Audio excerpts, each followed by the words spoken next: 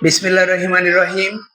Dear viewers, today I will discuss with you about the proper use of M2 is 2 and R2.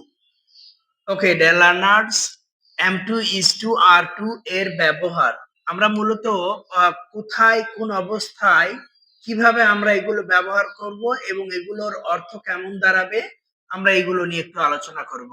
যখন কোনো কিছু করতেই হয় বুঝাতে আমাদেরকে অবশ্যই M2 is 2 অথবা R2 ব্যবহার করতে হয়।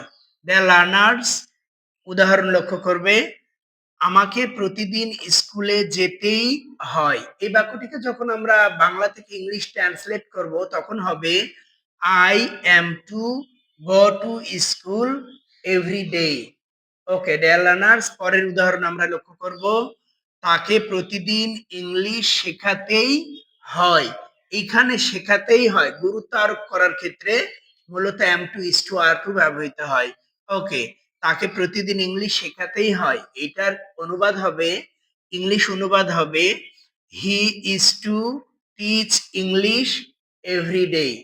ওকে, পরের উদাহরণটি আমরা লক্ষ্য করব, বেঁচে থাকার জন্য আমাদেরকে পানি পান করতেই হয়। That means if we don't drink water, it is not possible for us to live on earth. Okay dear learners, come to the point, বেঁচে থাকার জন্য আমাদেরকে পানি পান করতেই হয়। তাহলে এটার ইংলিশ হবে we are to drink water to live. Dear learners, if you follow the rules properly and if you practice more and more by Machio Palla in future, you will not make mistake in this item. Keep well. Allah Hafiz.